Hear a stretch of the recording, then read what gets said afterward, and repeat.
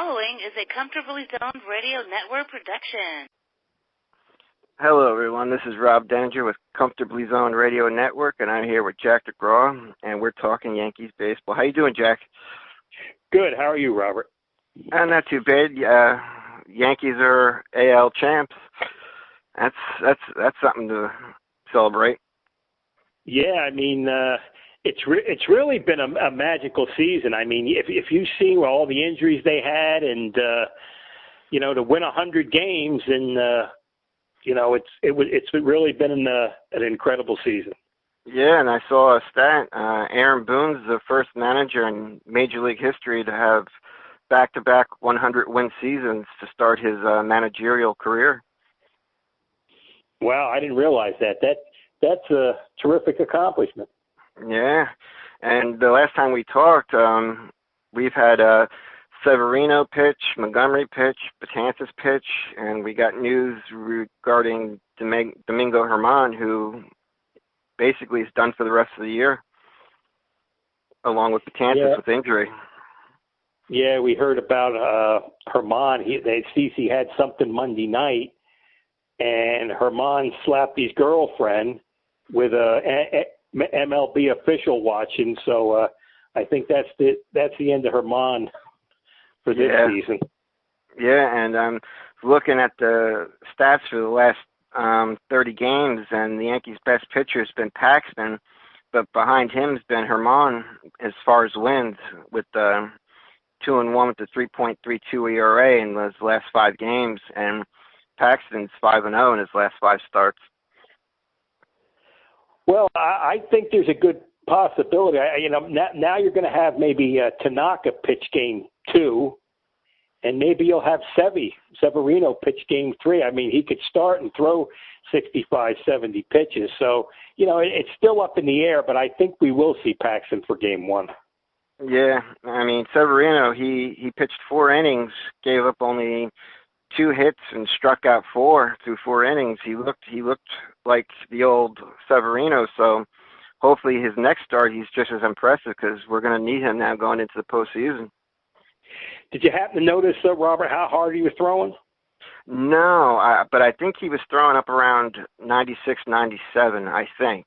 I'm pretty sure that's accurate, though. Yeah, I know the last time out in the minor leagues he was hitting 96, 97. So he's building up his arm strength, and his velocity's coming up too.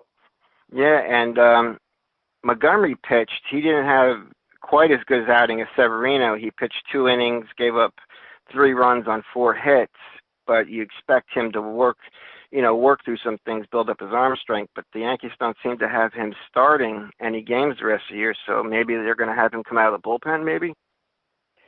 Yeah, I mean, it was his turn to pitch last night.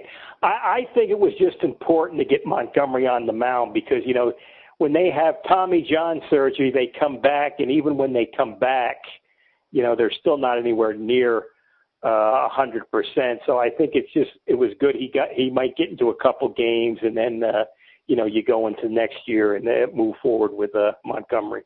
Yeah, because he said even after the game they asked him, "Were you nervous?" And he said, "Yeah, I was." He said after I got that first strikeout, he said he felt good, but he calmed down. But I think he's someone that needs to get into a rhythm when he pitches. Yeah, I mean, I'm not really, surprised he didn't do that well because, it's a tough injury to come back from. And how about Betances? 8 pitches, 2 strikeouts. Yeah, he didn't have much zip on his fastball, but his breaking ball is top notch. And apparently, he partially tore his ACL during his outing. Yeah, I mean, there was one pitch he looked like he was a little awkward coming off the mound, and I mean, here it is. The guy works hard all year. 6 months, we've been hearing Betances coming back, Betances come, and he gets back. He throws 8 pitches, and he's on the DL again. Yeah, and I mean, he had 2 strikeouts and in his 2 batters he faced, I think, and his breaking ball looked great.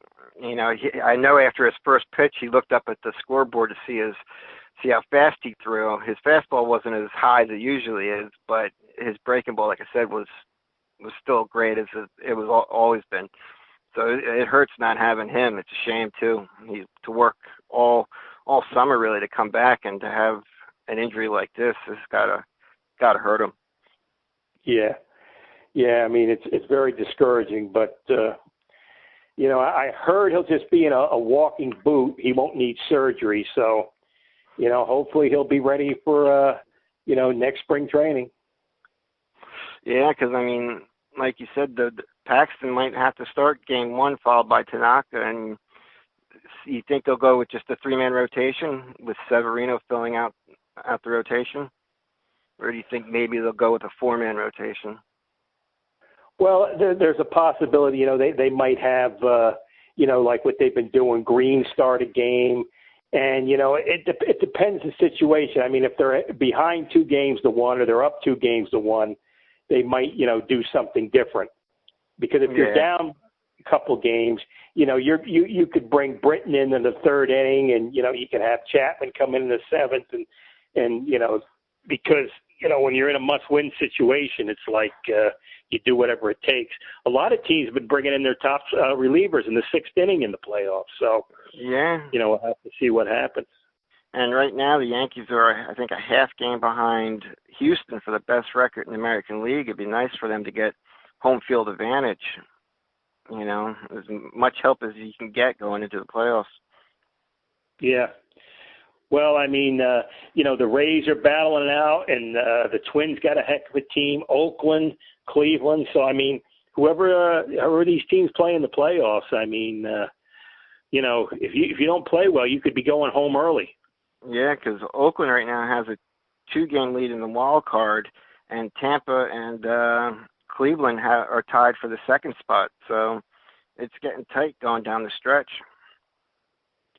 Yeah, I mean, it's going to be exciting. And, I mean, the team that could really be surprising is Oakland, because they played terrific. And, the Rays get into the playoffs, and they always seem to have a knack of coming up with big games. So the playoffs should be very interesting. Yeah, and tonight we start a 3-game series with Toronto, and then we play. We go to Tampa for 2 games before we finish off the season at Texas. Well, I mean, the fun thing of watching the Blue Jays is just seeing those young kids play, because I think they're really going to have a heck of a team, and if they could get some pitching, they might be a problem late next season or the following year, because the Jays got some great young players. They really do. I mean, Biggio's son is heating up, and you got Vlad Guerrero Jr.'s son playing. I mean, he's going to be a heck of a talent. I mean, they got some really nice young players for years to come. I think Biggio's son hit for the cycle the other night. I'm not sure. Yeah. But, I think you're right. Yeah, and I mean, Bichette is just, he's a heck of a hitter. It's hard to believe. I think he's only 20 years old, and he looks like a seasoned vet in there. And Guerrero is a terrific talent, too. And they got some outfielders there who got over 25, 30 homers. So they got a lot of pop in the lineup. And I know Mike Trout got hurt, and he's done for the rest of the year. Do you think there's any chance LeMahieu might actually get some votes for the most valuable player? Because his season has been ridiculous. He's batting .329. He's got 25 homers, 97 RBIs, 189 hits. I mean, he'll probably get 200 hits. I think if he gets 200 hits and knocks in 100 runs, I think it's between him and Trout. But if he has a good final 9 games of the season, he could just sneak in there. Yeah, I mean, it's unbelievable what he's done leading off, being in the leadoff spot. I mean, it's just been incredible. Well, I mean, the way the Yankees, everybody gets hurt, maybe they just should rest everybody the last 9 games. Yeah, right. I mean, and Gleyber Torres has got 38 home runs. I mean, he's 2 away from 40. I mean, this is a guy we thought would be a 20, 25 home run guy. He's on the doorstep of 40. Yeah, it's really amazing. I mean, we say it every week, but these kids just get better all the time. And has you heard anything about Gary Sanchez? No. Did he get hurt? I missed the. Oh no. He got hurt. I believe last week sometime. He was trying to steal second. What the hell was he trying to steal second for? Oh my God.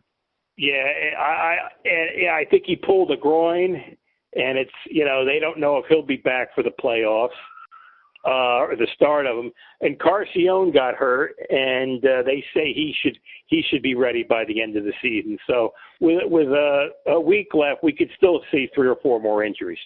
Yeah, I mean, the one good thing is Austin Romine has been a solid backup this year. I mean, at the plate, too. I mean, he's batting .280 on the year with 7 homers, 34 RBIs, and over 200 bats. So he's been good at the plate, but Sanchez provides a lot of power.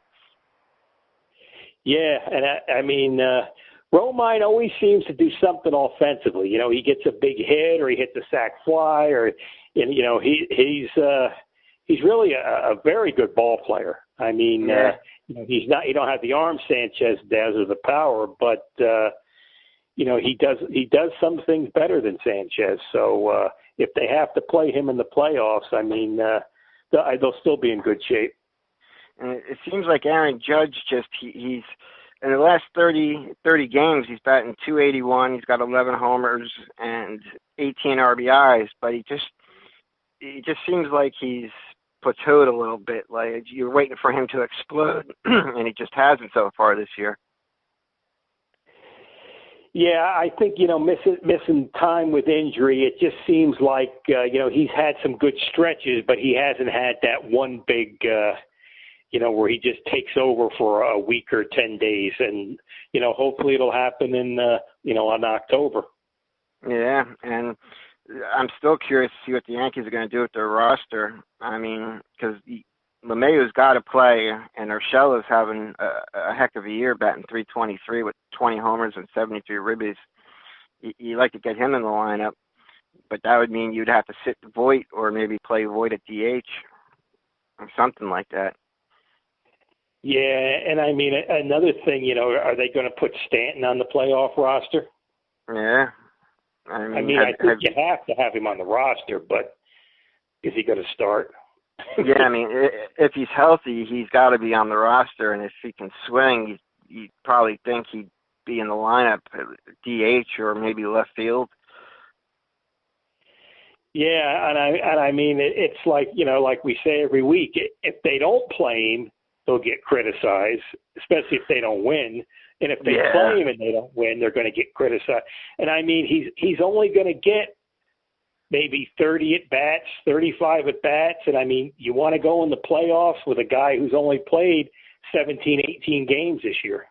Yeah, and usually for guys like him, they need a good 100 at-bats just to get going, and it's a tough call to catch 22 because, yeah, you're right. The fans, I mean, if you play him and he's bad, you're going to get crucified. And if he's healthy and you don't play him and you lose, you're going to get crucified. So damned if you do, damned if you don't.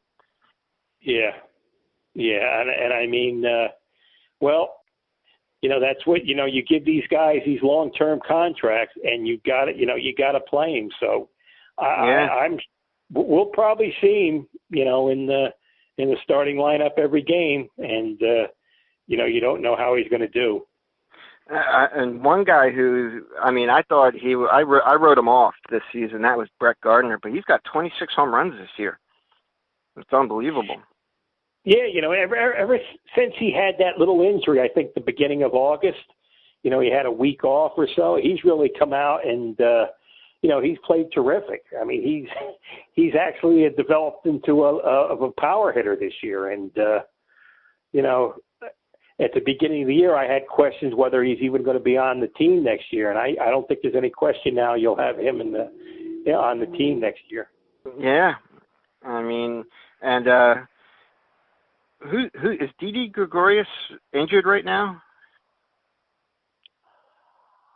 I didn't hear anything.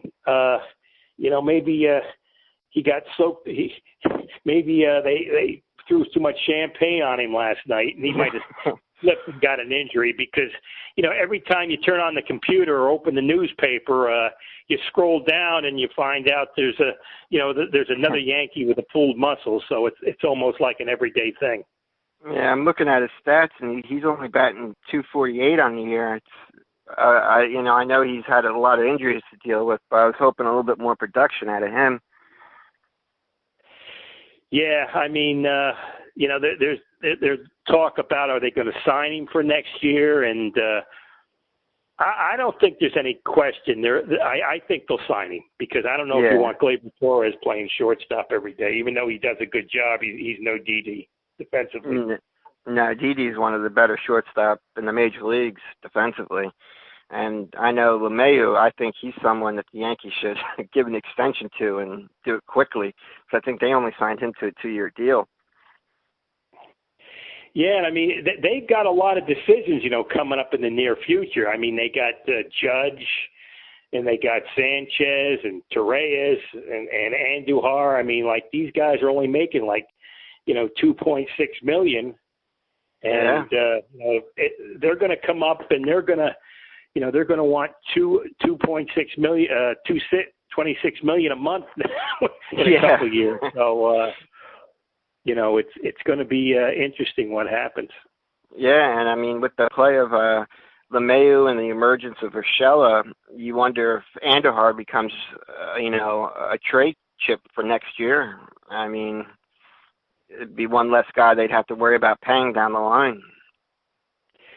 Yeah, I think there's a good possibility this winter you'll see Andujar get traded. Because even Clint Frazier, I mean, they got a couple of nice chips they could move for a top line pitcher or something. Well, it's a big question. I think how they do in the playoffs. Yeah. I mean, if they don't win this year, and it's because of pitching, I think you'll see Andujar get traded and possibly even Frazier. But I think they will trade Andujar. Yeah. And I tend to think Sabathia will be on the roster for the playoffs. Do you agree?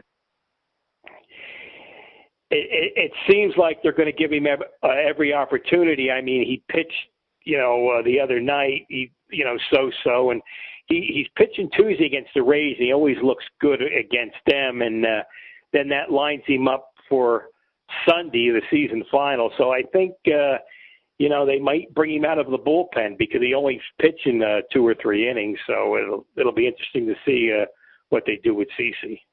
Yeah, and Happ and Paxton have a couple more starts along with Severino.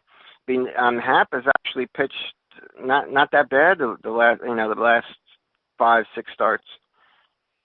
Yeah, he's really looked good, and I mean he's got himself in the conversation. So there's a guy you might see him pitch, Game 3. So he's put himself back in the conversation. Yeah, his last 5 starts, he's 2-1 with an ERA of 3.46, and 26 innings. He's only given up 16 hits, and he that's not bad for him. And he's only given up 4 home runs, which isn't bad, considering usually the ball jumps off the bat. Yeah, so I like the job Happ's done, and Paxton. I mean, Paxton especially. I mean, mid-season, a lot of people were questioning, what kind of pitcher is this guy? He might have had a knee problem, but he's looked fantastic, and Happ has pitched really well, and Tanaka looked good last night, so maybe they're coming into form at the right time. Yeah, Paxton, like I said, he's 5-0 with an ERA of 1.48 in his last 5 starts, and he's 5-0, and he's only given up 14 hits in 30 innings and only 5 earned runs in those 30 innings, which is really good. And he's got a whip of under 1, 0.82, and hitters only batting 137 off of him in those last 5 games. Is he 14-6 or 13-6? Do you know? Let's see. He is 14-6 with a 3.38 ERA. Because he's won 8 games in a row then. Yeah. He was 6-6 at one point. Yeah, and Happ's got he's got 12 wins on the year, and Herman he'll finish this season at 18-4. which was a heck of a year for him. Yeah, it's he made a stupid decision the other night, and that's going to cost him. And but he pitched great this year. So yeah, and do the Yankees have a zero tolerance policy when it comes to domestic violence, or do you think whatever punishment Major League Baseball hands out, they'll abide by? Probably what Major League Baseball, because from what I understand, what Chapman allegedly did a couple of years ago was pretty serious. I mean, no man should ever touch a woman. I mean, that's a no-no. Yeah. But to do it in front of a major league official, it's like you just signed you signed your death warrant for this season. Yeah. So I mean, he really put the Yankees in a hole. But at least Severino's back. But like you said, these playoffs, you never know what can happen. Yeah, I mean, it'll be interesting because there's a lot of good teams, and of course, being a Yankee fan, I picked the Yankees to win, but I wouldn't all be that shocked if they don't even get to the third the division series, because you never know what's going to happen. Yeah, I mean, the Athletics, they worry me. I'm not going to lie, they worry me. And then Houston's just a tough opponent with that pitching staff of theirs. Yeah, they're going to be tough. And I think, didn't Cole strike out his 300th batter the other night? Or I think so. I think you're right. Yeah. Yeah, I believe that happened. So it's it's very interesting, as they say. And I mean, I would love to see a Yankees-Dodgers World Series, but if the Yankees are going to get there, they're going to earn it, that's for sure. Yeah, I mean, it's so much harder to win than it used to be. I mean, we say it all the time, but a lot of things could have to go right, and a couple things go wrong, and you're going to get crucified in the press. So yeah. And I mean, look at Girardi, brought him one game within the World Series, and he was fired, that off season. And Boone's had back-to-back 100-win seasons, and they don't make it. I mean, he's going to be feeling the pressure going into next year. Yeah, I mean, you don't win in New York, it's tough. We were talking the other night, Robert. I remember a friend of mine told me he's going to, help out with the Venezuela team. Joe Girardi is going to manage Team USA in baseball classic in Taiwan. No kidding. Sometime in October. They're not going to have anybody on the 40-man roster because they don't want to take away from the World Baseball Classic. But, we're going to see Girardi back in uniform for Team USA, in the next month or so. I hope we see him back managing a club next year, because I do think he's one of the better managers in baseball when he's got a job. I mean, he won Manager of the Year coaching the Marlins that one year, and because of management, he didn't get along with, they fired him. But I mean, he's done a great job everywhere he's been. Yeah, I thought I seen the other day he was the Phillies might be interested in him. That'd be a good fit. And I also seen today Don Mattingly got an extension. No kidding. Wow. Yeah. I thought he'd be a scapegoat, with the way they've been struggling, but I'm glad to see he got an extension. Yeah, I think he works well with the young. I think he works well with the young kids as far as teaching them how to hit and how to play the game. Yeah, so I know it's a tough situation down there, and I don't think it's going to make any difference who manages. But I think the players respect Mattingly, and I guess he works good with Jeter. So yeah, more power to Don. Yeah, because I'm looking at the Marlins record. They're 53-99. They're going to lose 100 games this year, and God bless him, because, I mean, that is a true rebuild down there. I mean, because I don't see them going out and signing any big-name talent to come play for them. Yeah, I mean, it's I don't know, it's a terrible situation. I gotta bring this up, Robert, as an old-time Yankee fan. 51 years ago today, Mickey Mantle hit his last Major League home run. Wow. And he finished with Jim Lonborg. And he finished with what, 536? Yep. Yeah. Yep. Wow. So today he hit his last home run.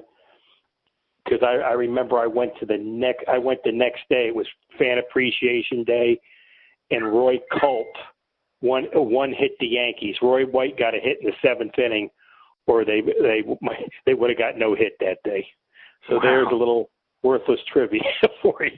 Yeah. Well, Bobby, the ex Atlanta Braves coach, Bobby Cox, was a member of that Yankee team, right? He played third baseman. He was a regular third baseman, and he hit 214.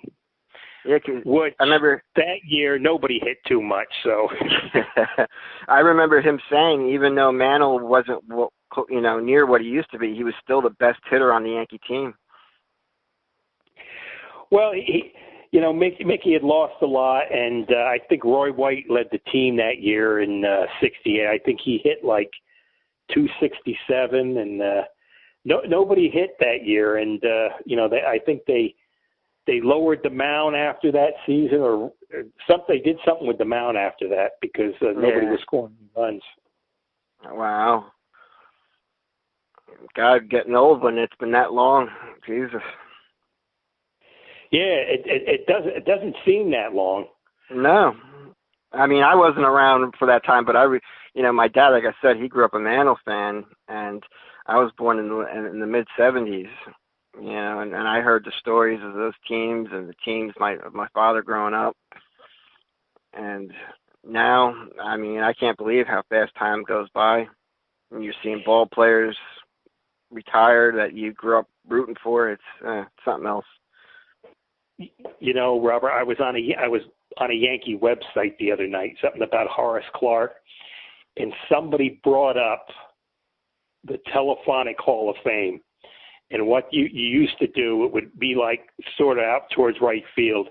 You would pick up a phone, and they'd have Mickey Mantle and Roger Maris and DiMaggio, and you'd pick up the phone and you could listen to a highlight of their career. Oh, that's cool.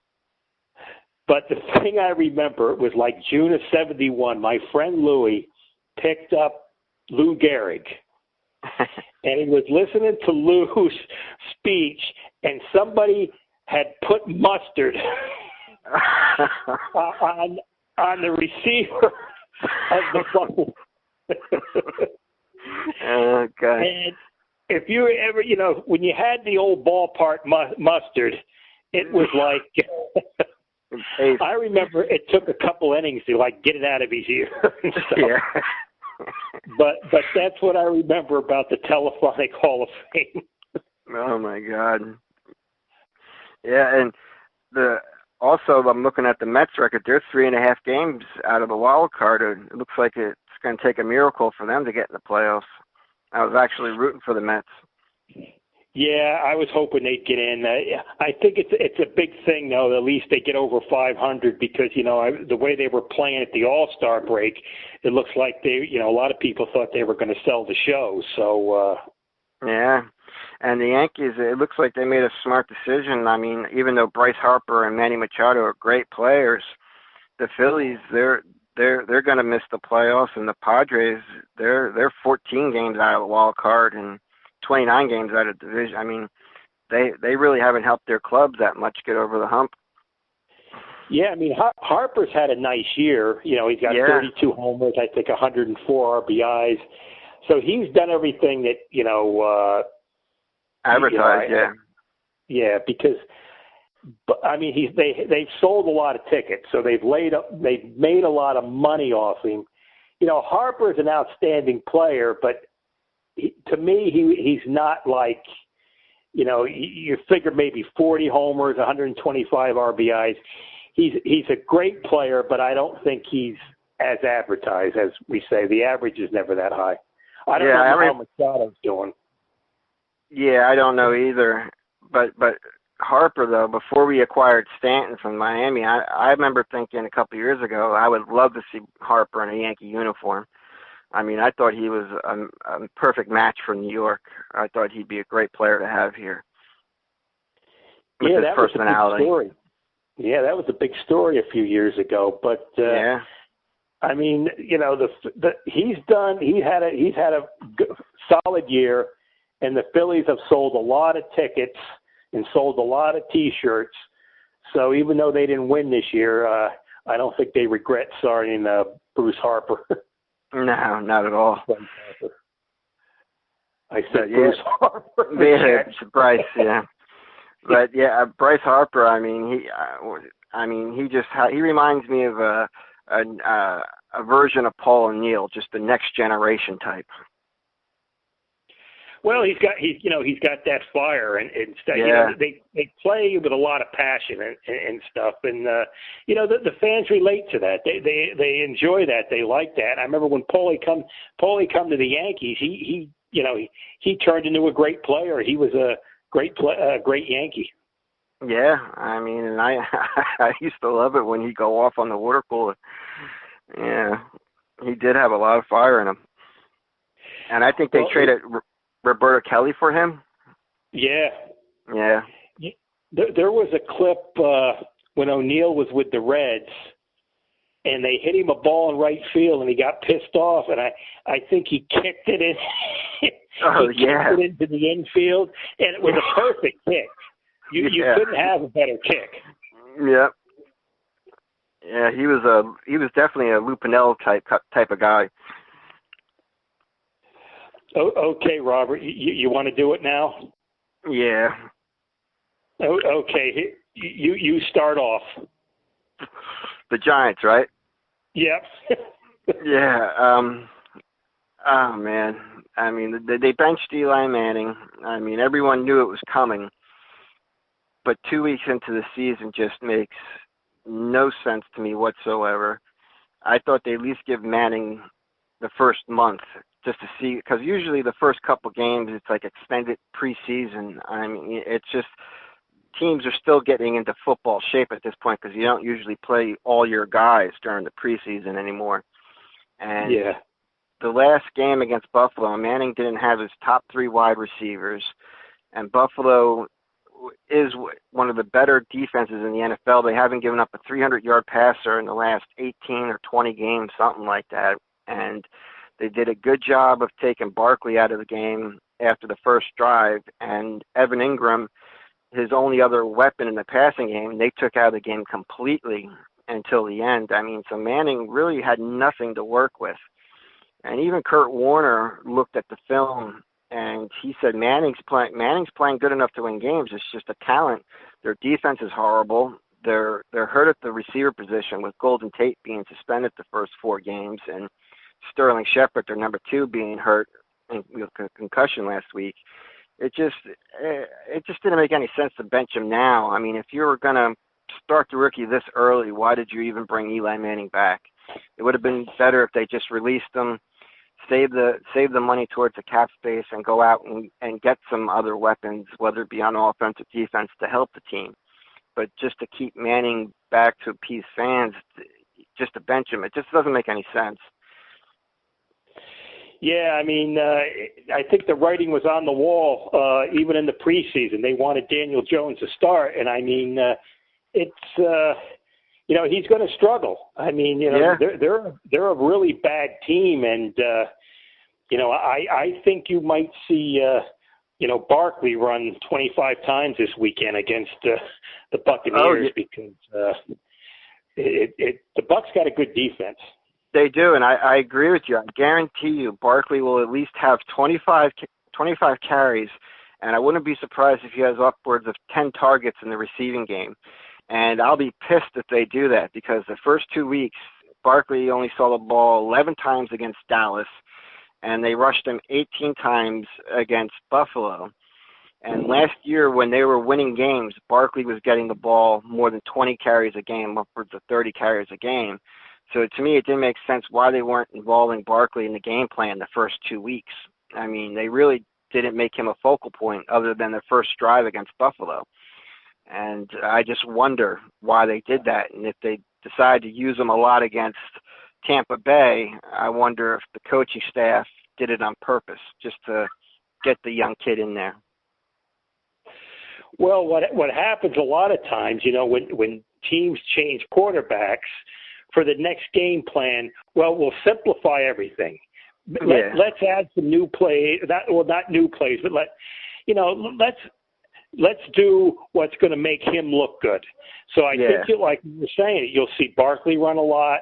You're going to see a lot of, screen plays and, short passes because they want the kid to look good because, Jones did fumble a lot in the preseason. I mean, he's young, it's going to take time. I mean, these things don't happen, overnight. And he got into the game against Dallas in week 1 at the end, and he fumbled the football running it. When he scrambled, he took off on a run, and he got hit, and he fumbled the football. And the one thing he's got to learn, because I watched a lot of his highlights from Duke, he likes to run with the ball, but he also likes to run over defenders. He's not a quarterback who slides or gets out of bounds. He tries to fight for that extra yard. And if he wants to survive as quarterback in the NFL, you got to learn to get down or get out of bounds, because if you think you're going to run over these safeties and defensive backs, you're crazy, because to them you're an open shot. I mean, they get to hit a quarterback and they'll put a lick on you. Yeah. Well, I think he'll learn very quickly that you're not playing against South Carolina. Yeah.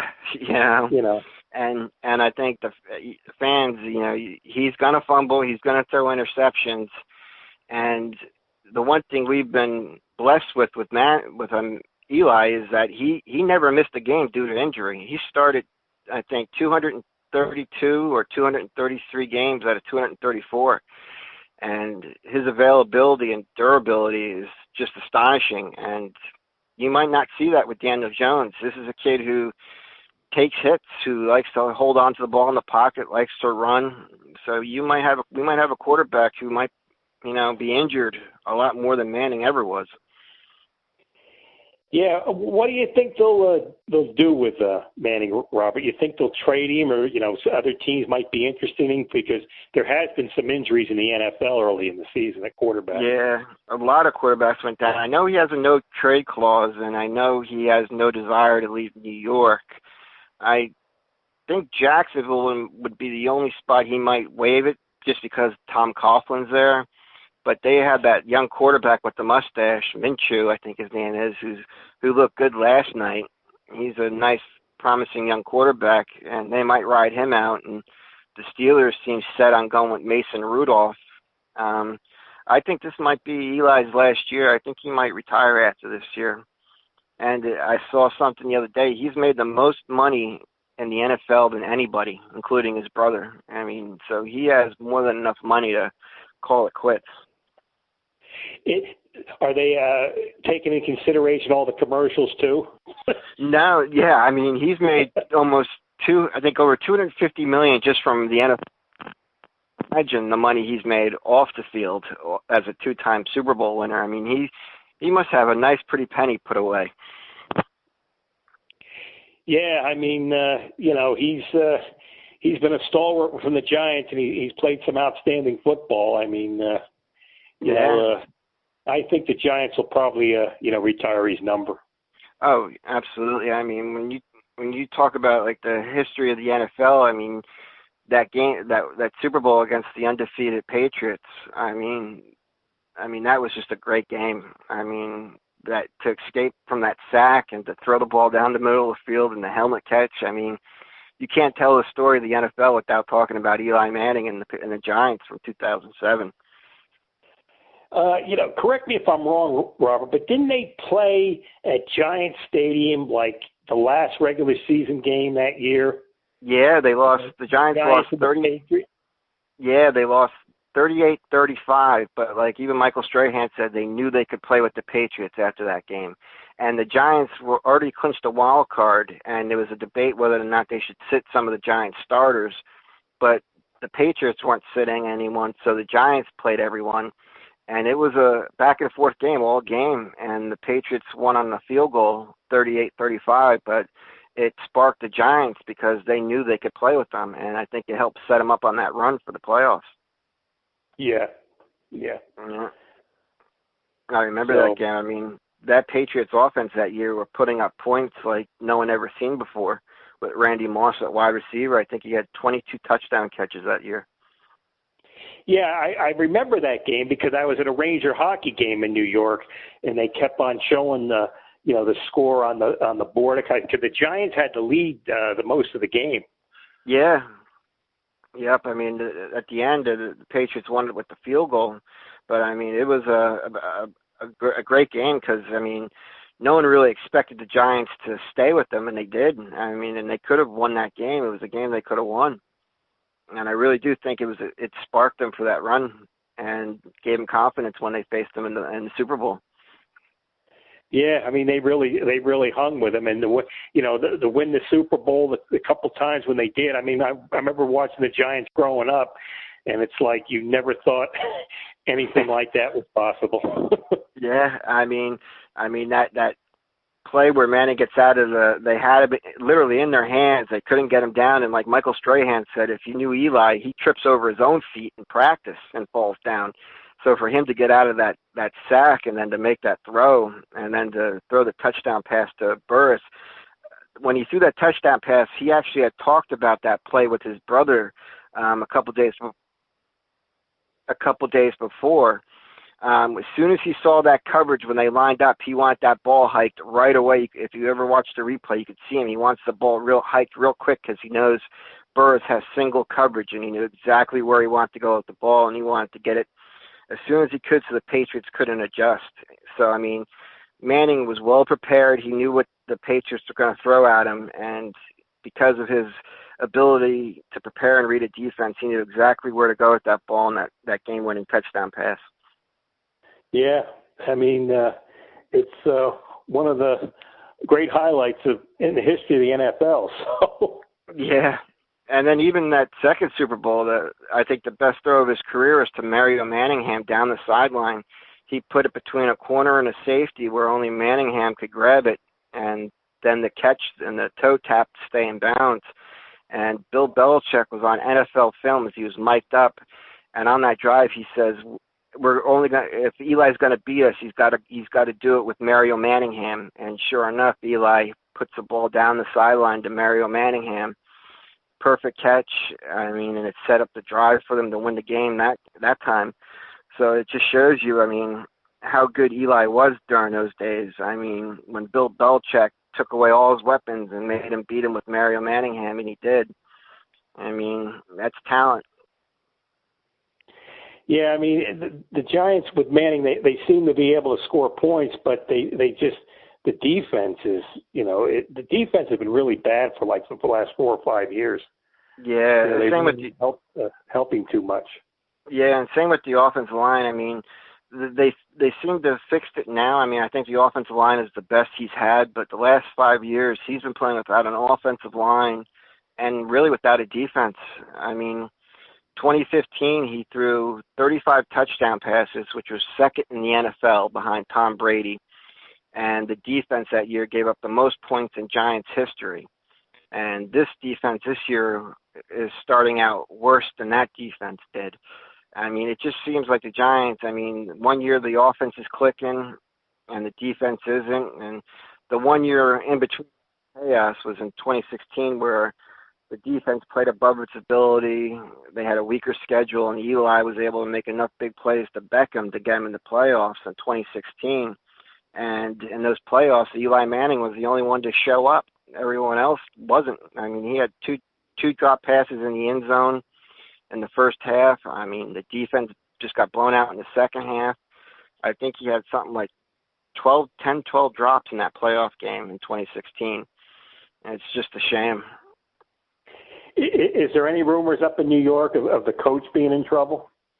Not yet, but I think once he's made this switch to Daniel Jones, now no one can blame it on Eli Manning. So now it's going to be on the coaching staff.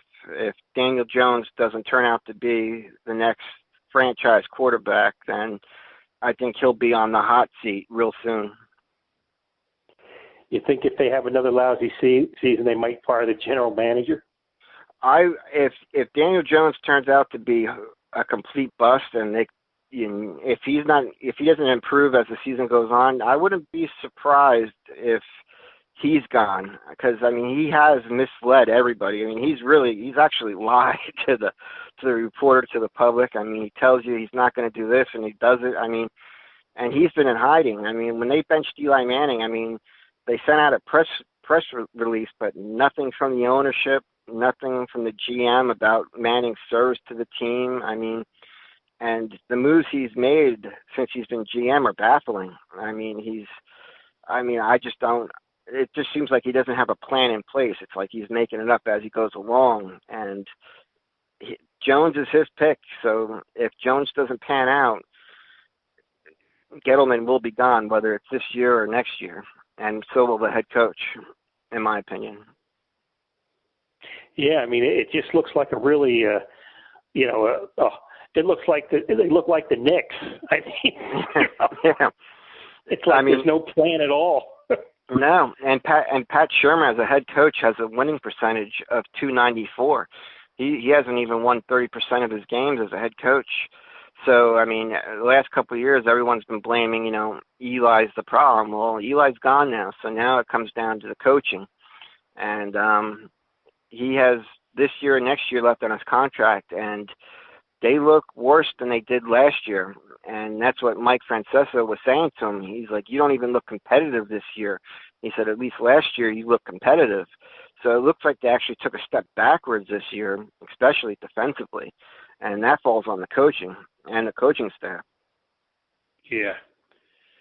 So I don't know. It looks like there's going to be some lean years in New York. That there's been a lot of good ones lately, and the Jets don't look like they look like they're going to lose 13, 14 games. So it's a bad football winter in metropolitan area. I mean, and the Jets quarterback, he's out because of mono. I mean, I don't know how he got mono, being that he's not a teenager. Yeah, I mean, it's the Jets. Yeah. And the best way you can explain it is it's the Jets. And also, I mean, the Giants, they played Tampa like this weekend. Tampa, they got a really good defense. Tampa really should be 2-0. I mean, the 49ers were basically gifted the first game. I mean, Tampa really should be 2-0. Todd Bowles has done a great job with that defense, and Bruce Arians is a great offensive-minded head coach. And I think you see a good year out of Jameis Winston this year. So I expect the Giants to have trouble this weekend. And then they play Washington, and then their schedule starts getting hard. They have to play teams like Minnesota, Green Bay, New England. So this rookie quarterback, he's going to see some defenses that he's never seen before in his life. Yeah, it's like I keep saying, it could get really ugly. So yeah. So Giants fans better just hope they made the right pick in selecting Daniel Jones. Well, at least you have YouTube. You can watch, the Super Bowl highlights. Yeah, I actually did this week. I mean, it's just sad, an end of an era. I remember when they drafted Eli. I mean, his first year as a full-time starter in 2005, he won 11-5, took them to the playoffs. The next year, I think they went 9-7 and missed the playoffs. And in 2007, the start of that season, they went 0-2, and their defense had given up 65 points, and they were calling for the head coach's job. They were calling Eli a bust, that they should get rid of him and start over again. And that's a quarterback who hadn't had a losing season, up to that point. So, I mean, Daniel Jones, he's going to find out, playing in New York, there's a lot of pressure on the quarterback and head coach in New York. The spotlight's really hot there. Yeah, it's like no other place. So, he's going to get get a surprise. I hope he can handle it, and I think he will eventually. But because he's going to have some growing pains. They all do. Yeah. Most of them. And Pat Shurmur, he canceled his weekly spot with Mike Francesa on The Fan. And the previous 2 or 3 head coaches who have done that all were fired in mid-season. I mean, a lot of people were saying Mike Francesa was very harsh with Pat Shurmur on that last interview. But that's New York. When your team's not playing well, I mean, you're going to get hit with hard questions, and, Mike Francesa is someone who's going to be bluntly honest with you, and he told Pat Shurmur, your team looks terrible, and he says, as a head coach, your record doesn't really inspire confidence, so how are you going to turn this team around? And Pat Shurmur didn't really have a good answer for him. And so, I think Pat Shurmur canceling that weekly show, whether it was Pat Shurmur or the Giants canceling it, it doesn't look good having your head coach, not talk to the radio stations because you don't like the questioning or the criticism that comes along with it. I mean, that's the thing about New York. You got to be able to handle the criticism. Well, they know what's coming, so yeah. You just hope it's not too bad. Yeah, I mean, hopefully this kid, turns out to be the real deal. But, part of me has a feeling we'll see Eli playing again this year for the Giants because I have a feeling this kid's going to get hurt at one point, just the way he plays. He holds the ball a little bit too long in the pocket, and he does like to scramble with the football. And if you know his history in college, he's not a quarterback that likes to slide or get out of bounds. So I wouldn't be surprised if he gets banged up for a game or two and Eli has to come in to play for him. So it should be an interesting season. Yeah, offhand, Robert, who's the other Giant quarterback besides Manning and Alex Tanney? He's a journeyman veteran. He's not that good, but apparently he's very, very good in the quarterback room, very knowledgeable. And so he's the third string, the guy to keep around. And apparently him and Daniel Jones have developed a friendship. Alex Tanney, actually, they said, took him under his wing during training camp and preseason. So that's their third quarterback. Okay, because I just wondered who it was because if Manning gets traded, which who knows, but who else are they? It'll be interesting because if the Steelers can fight their way back into a contention along with the Jaguars, they both have very young, inexperienced quarterbacks, and having someone like Eli who's a veteran and been in the biggest games, he might be enticing to get, for at least this season. So I would like to see Eli play for a contender if he has the opportunity, but it doesn't look so good for him right now. But you never know, things could change real quick. Yeah, so we'll have to see in the coming weeks. Yeah, and the like I said, Eli has made the most money of anyone in football, and his brother Peyton's second, right behind him. Between the two of them, they've made almost over $500 million in NFL games alone. It's just remarkable. I can imagine the money those two have accumulated off the field as well, too. Yeah, I remember watching their dad Archie play, so they're not going to be standing in the bread line anytime soon. Yeah, and I guess they asked Archie what he thought about, Eli being benched, and he's like, at least Eli's left with all his marbles left. I think Archie feels Eli should just retire now, after the season, and leave with your marbles intact, your body intact. Because Archie, he played for the Saints those years, and he had to run for his life. Yeah, they had some rough years. Archie was a heck of a player, but he was always running for his life. Yeah, and his son Eli, I think he broke most of Archie's records at Ole Miss, and Eli was the first Ole Miss quarterback to lead them to a bowl game and a bowl win since Archie Manning. So Eli had a great college career and a fantastic NFL career. He's top 10 in almost every major category: completion, yards, touchdowns, wins. I mean, he's top 10 all time, including comeback victories with 47.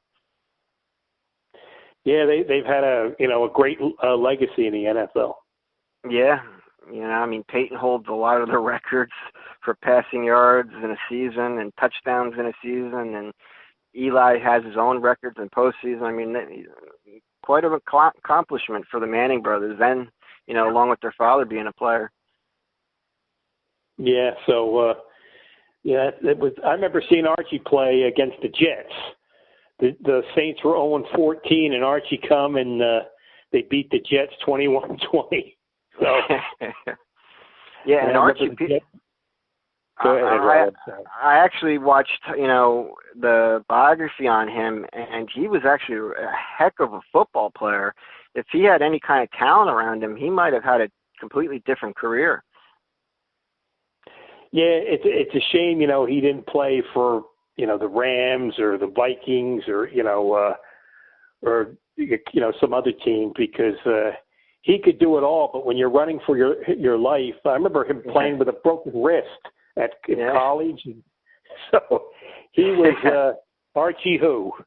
And he was, another great quarterback was Jake Gibbs, who was a catcher for the Yankees, had been the same school as Archie. So. Oh, no kidding. Yeah, Archie replaced Jake Gibbs. Well, and a lot of people, I mean, Eli didn't want to go to the Chargers when he was drafted, but also Archie was also really against it because he knew he didn't want to see his son go through what he went through when he got drafted to a bad organization. And at the time, the Chargers were a bad organization. And so it was really Archie behind Eli not going to San Diego at the time when he got drafted. Yeah, I mean, the Chargers had some rough years. They were excellent in the 60s, but then they fell on some hard times for a while. Yeah, and it's weird. Eli was drafted with Phillip Rivers and Ben Roethlisberger, and Big Ben is out for the year for Pittsburgh, and Phillip Rivers is still playing for the Chargers. And he's the only one really left playing this season. I mean, Big Ben's got 2 more years on his contract, but he's going to have elbow surgery on his throwing arm. And you might, I don't know what kind of quarterback he's going to be next year when he comes back. I mean, I think Tom Brady's the exception. He's 42 years old, looking like he did 10 years ago. And there's not many quarterbacks that can play into their 40s. Yeah, the Patriots look better than ever. I mean, it's amazing. Yeah. I mean, and I think Bill Belichick has to get a lot of credit. I mean, he's just a hell of a head coach. I mean, he makes sure his players are in a position to win, and he uses the players to their best ability. He gets the best out of his players. I mean, he really is a hell of a head coach. Yeah, he is. I think he might be the best all time. Yeah, I mean, I know some people think Bill Walsh, and I think Bill Walsh is one of the greats of all time, but I'd give the edge to Belichick. Well, Belichick's anal. I mean, he knows everything going on in that organization. I mean, that's his life. Football is his life. And I think he was the Jets coach for one day. Yeah, he didn't want to be the Jets coach, and he should have been the head coach of the Giants after Parcells. I know a lot of Giant players were upset because they felt he deserved to be the head coach of that team after Bill Parcells because they knew how important he was as a coach. But for some reason, he didn't get the job. I don't know why. I mean, I think that was a mistake the Giants made. Yeah, that's like, in the 50s when the Giants had Vince Lombardi and Tom Landry as coaches. And they got Allie Sherman. I remember watching on ESPN the two Bills. They got Bill Belichick and Bill Parcells back together, and they were talking about a playoff game against Detroit Lions and Barry Sanders. And Belichick says he's going to run a dime defense, and Bill Parcells threw up a fit because they hadn't run a dime defense all year. And Belichick's like, they got a lot of speed on that team, and we got to go to a lot of DBs to clog up the throwing lanes. And he's like, well, fine, you could take Stephen Baker if you need some speed on defense. and it turned out the Giants shut out the Lions 20-0 because Bill Belichick put together a defensive game plan to stop Sanders and to slow down their wide receivers. I mean, Bill Belichick was, when it comes to defense, he knew what he was doing. Yeah, because, Sanders would always break a run or two every game, but I remember that game, and, they shut him down that day. Yeah, I mean, and I remember Lawrence Taylor even saying when Bill left, he said the only other coach he would have played for was Bill Belichick, and that was it. But he said he wouldn't have played for any other coach. Yeah, well, it's always fun to play the what-if game. Yeah, I mean, and even Bill Parcells, he's another great. I mean, he went on to lead New England to a Super Bowl, and a lot of those players that he had drafted were part of the team that Bill Belichick led to the Super Bowl when he was the New England head coach. So Parcells was responsible for really building that team in New England, at least the core of it, that Belichick inherited when he took over in New England. Yeah, he brought a lot of the old Giants up there, and the staff, and it was there was a lot of ex-Giants on that team. Yeah, and I mean even Parcells when he was with the Jets, he had winning seasons with Vinny Testaverde at quarterback and Ray Lucas from Rutgers at quarterback, and when he went to Dallas, he got to the playoffs with Bledsoe, and that last year with Tony Romo as a rookie. I mean, Parcells won everywhere he went. I mean, he was a hell of a coach, and those two together were great, Belichick and Parcells. Yeah, and the interesting thing, like the first season with the Giants, I think the Giants were 3-10-1, and Parcells almost got out of coaching after that season. Yeah, and Phil Simms said after that first year, Parcells came in and said, Phil, if I'm gonna get fired, I'm gonna get fired doing things my way. And that season, I think it was '84, the Giants turned it around, and he started coaching the way he felt he needed to coach, and it worked. I mean, I think they lost to the Bears in the playoffs that year in '84. I think it was '84. It might have been '85. Yeah, it was '85. Yeah. Yeah, it was '85. And he said we would have lost 9 out of 10 times, but he said that game we could have won. That was the game Sean Landeta missed the punt and completely whiffed on it, And then the next year, of course, the Giants went on to win the Super Bowl. But that Bears team in '85 was incredible. Yeah, and they never built on that. They won one Super Bowl, and they got in the playoffs a couple of times after that, but they were never able to build on that. Yeah, and it was a shame, too, that Walter Payton never got a touchdown in that game. Instead, they gave it to Refrigerator Perry, William Perry. They ran it in with him. But it would have been nice to see Walter Payton scored in that Super Bowl. Yeah, I think Ditka, I think he admitted he regretted doing that. Yeah, I mean, and that's another guy, Walter Payton. I mean, he was one of those guys that just ran hard all the time. I mean, he was hard to bring down. I think people don't realize how good of a running back he really was. Yeah, he was something special. I mean, he would battle for every inch. Yeah. He was one of the all-time greats. And that's like Barry Sanders. He didn't want to break the all-time, I think, Jim Brown's rushing record. I think Jim Brown, I forget who was the all-time leading rusher, but Barry Sanders retired before breaking the all-time record because he didn't want to do it. And plus, he didn't like being on a losing team. But Emmitt Smith, he was a great running back, but I think the best running back I ever saw was Barry Sanders.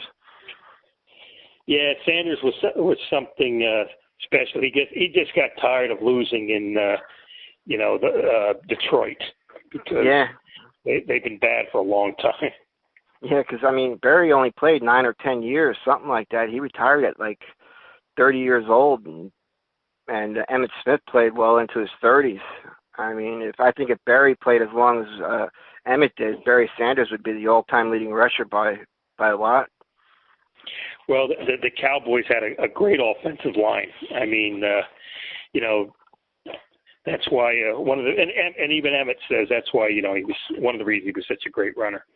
Oh yeah, and they had a great tight end, and Emmett played when they used a fullback to help you block, and Johnson, the Moose. I mean, they had a hell of a football team, Dallas. Yeah, I mean, they had a legacy for like 20-some years. Dallas, they didn't have a losing season. It's like the Yankees now. The Yankees haven't had a losing season since 1992. Yeah, and I remember that Herschel Walker trade set up that Super Bowl team. I mean, they got a ton of first-round picks out of that deal that helped mold that team together. Yeah, I think they got 6 or 7 picks from the Vikings. Yeah, and in it was I think they acquired a lot of players in the deal, and if they cut those players by a certain date, then they would get draft picks in return. And I know the Vikings got upset when that's what they did, and it turned out they got a ton of draft picks out of it. They were very smart and conniving, the Cowboys. Yeah, well, they always have been. Yeah, yeah. But yeah, and in Dallas, they got a great team together this year. I mean, they're a legit contender this year, Dallas. Normally they've been a lot of hype the last couple of years, last decade, but this time they got a really good shot at contending this year. Yeah, I've heard a lot of the experts say they really like the Cowboys, so we'll see. Yeah, it should be interesting. I'll be glued to my TV to see how this rookie for the Giants does Sunday. They play at 4:00 in Tampa, so it should be something to see at least. Yeah, well, I'm looking forward to it. And hopefully next week when we talk, we'll have more clarity on what the Yankees plan to do with their roster going into the postseason.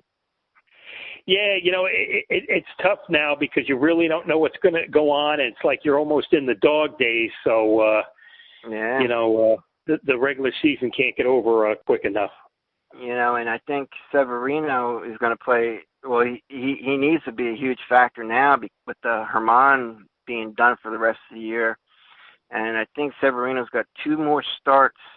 They have him pitching Sunday against Toronto, and then finishing up against Texas for the season on Sunday the 29th. So he'll get 2 more starts. Hopefully he continues with the way he looked in his last outing. Yeah. Well, we'll know soon enough. Yeah. Same time next week. We'll try to make it maybe Wednesday or Thursday. Yeah, it sounds good, Robert. You never know what's going to happen next, but Wednesday or Thursday sounds good. Okay, Jack. And for all you listeners out there, we'll see you next time. Have a good one. Take care now. Bye-bye.